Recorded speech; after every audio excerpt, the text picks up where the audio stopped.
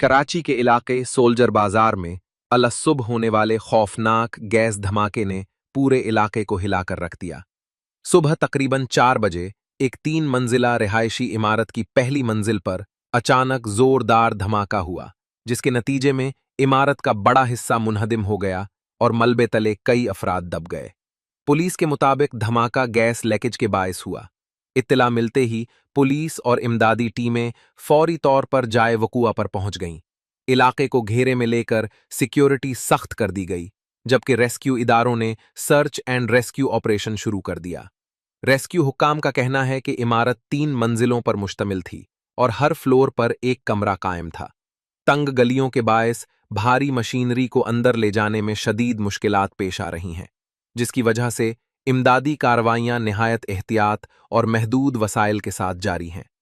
हुक्काम के मुताबिक अब तक मलबे से 12 अफराद की लाशें निकाली जा चुकी हैं, जिनमें 2 बच्चे भी शामिल हैं, जबकि 10 से जायद जख्मियों को फौरी तिब्बी इमदाद के लिए करीबी अस्पतालों में मुंतकिल कर दिया गया है। डीजी रेस्क्यू 1122 ब्रिगेडियर वाजिद ने मीडिया से गुफ्तगू में बताया कि इब्तदाई इत्तलात के मुताबिक धमाका पहली मंजिल पर हुआ और उसकी मुमकिना वजह गैस सिलेंडर या गैस खींचने वाली मशीन हो सकती है। उनका कहना था कि छोटी इमारतों में मलबा हटाने के लिए खुसूसी आलात इस्तेमाल किए जा रहे हैं और लोहे के सिरिये काट कर दबे हुए अफराद तक रसाई हासिल की जा रही है।